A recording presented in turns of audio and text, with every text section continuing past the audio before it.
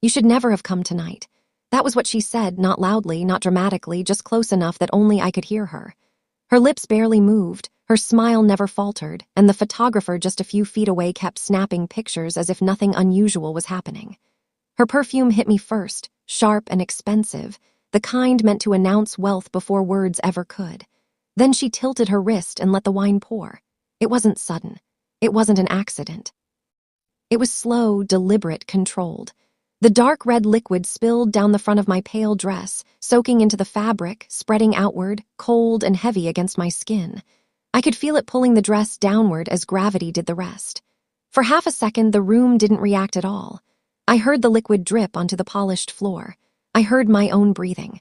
Then the silence shattered. The band missed a beat. Someone gasped too loudly.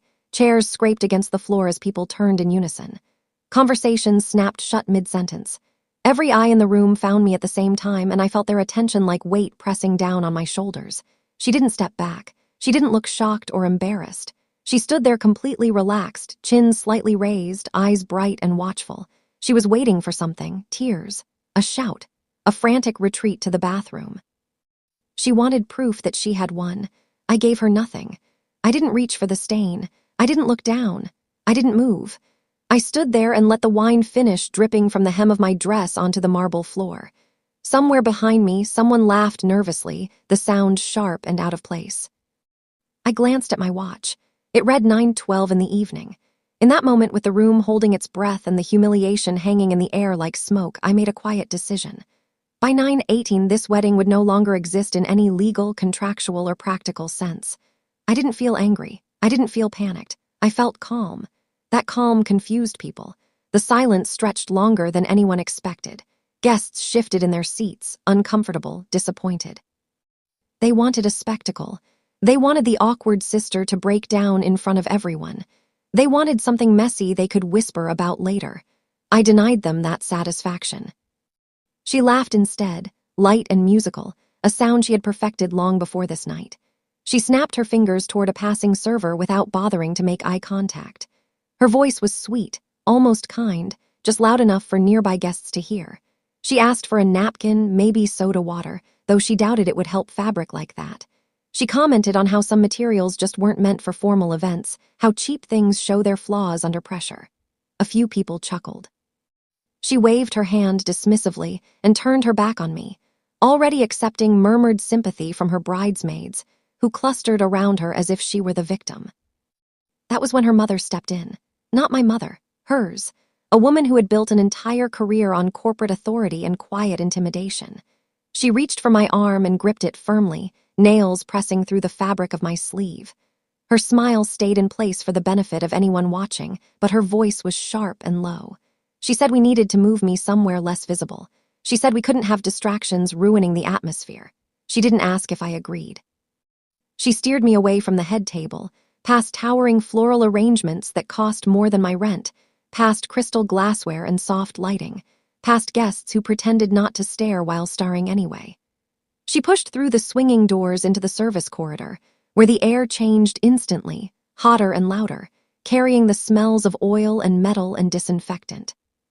She stopped at a narrow folding table pressed against the wall and pulled out a chair.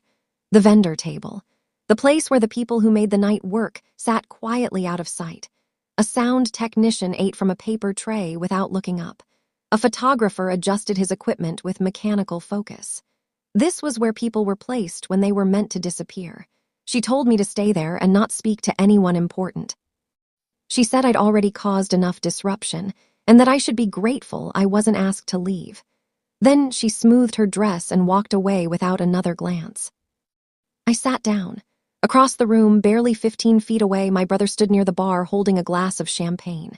He had watched the wine spill. He had watched me get escorted away like a problem that needed managing. Our eyes met. For a moment, I thought he might come over.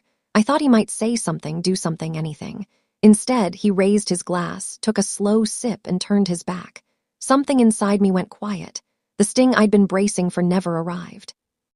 The hurt drained away, replaced by something colder and clearer. The sadness shut off.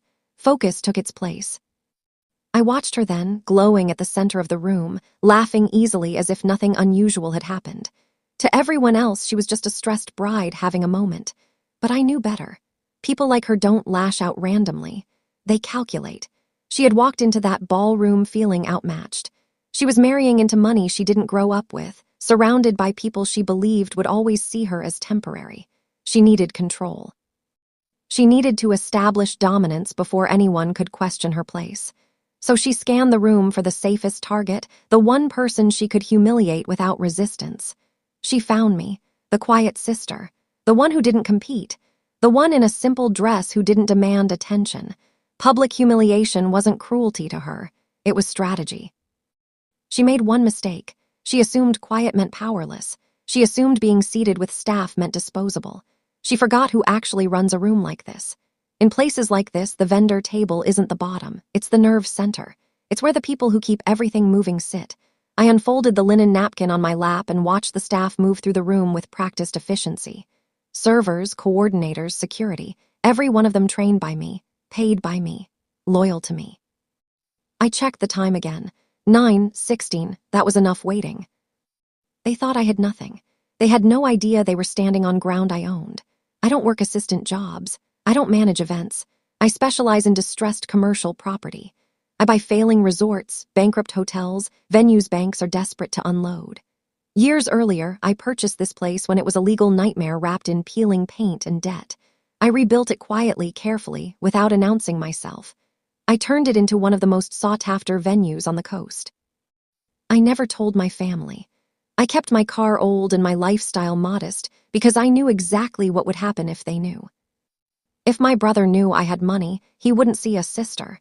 He'd see a solution. I watched her spin on the dance floor, heels striking what I paid to restore.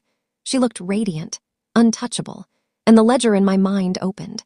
I remembered winters without heat because I wired money to my parents to stop foreclosure. I remembered draining my savings so my brother could start his business. I remembered driving a rusted car while he arrived at meetings in something polished and impressive. My silence hadn't been humility, it had been an error. I reached into my bag and opened the venue's internal management app. Event status, active, client names displayed clearly. I scrolled to the contract section without hesitation.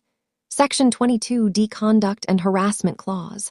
A clause I wrote myself years earlier after a client assaulted a bartender and tried to bury it with money. That clause allowed immediate termination if ownership or staff were abused. Wine had just been poured on ownership. I sent one message to security.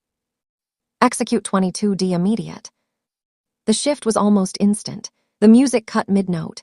The lights snapped on, harsh and unforgiving. Conversations died. I stood and walked toward the stage. The microphone squealed briefly as I picked it up.